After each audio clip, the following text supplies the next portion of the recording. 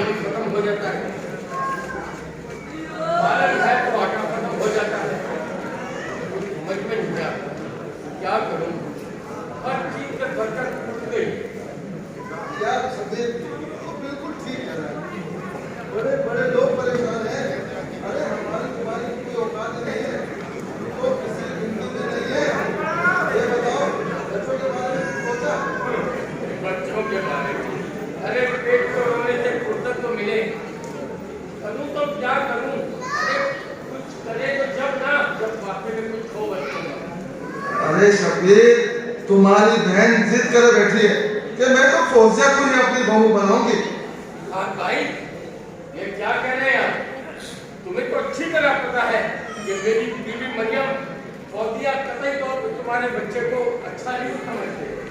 तुम ठीक कह रहे हो शबीर, मगर तुम्हारी बहन कह रही है कि अगर मेरा भाई मेरे बेटे के ऐबों पे पर्दा नहीं डालेगा तो कौन डालेगा? नहीं भाई नहीं, मैं अपनी बेटी की कुर्बानी नहीं दूंगा। शबीर भाई, वो तो ये भी कहती है कि हमने मकान में हिस्सा इसलिए नहीं मांगा कि भाई गरीब है, अगर हम दोनों बहनों ने हिस्सा मांगा तो भाई देखा हो जाएगा। मैं अपनी बेटी को जहर दे दूंगी अगर इरफान भाई आपके बेटे से उसकी शादी हरगिज़ नहीं करवाऊंगी। अरे मरियम बहन, यकीन करो, माँ बाप की पूरी जिंदगी की पढ़ाई और बेगम की एक रात की पढ़ाई बड़े बड़े ठीक हो जाते हैं। तुम देखना, मेरा अदनान बिल्कुल ठीक है।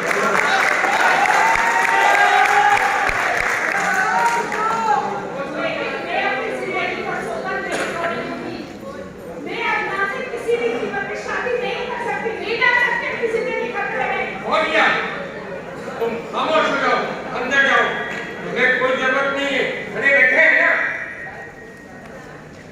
शबीर, मेरी बात कान खोल कर सुनो, इस घर में तो मैं ऐसा बनता है।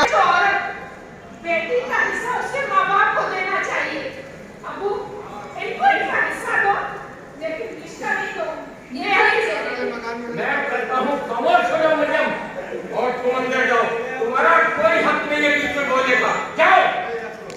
हाँ, तुम्हारा कोई हक नहीं है बेटा, हक तो सारे मर्दों के पास है ना, चाहे वो बाप हो, ये हमारा फैसला कर सकते हैं कि हमें क्या करना है, कहाँ जाना है, कैसे जाना है।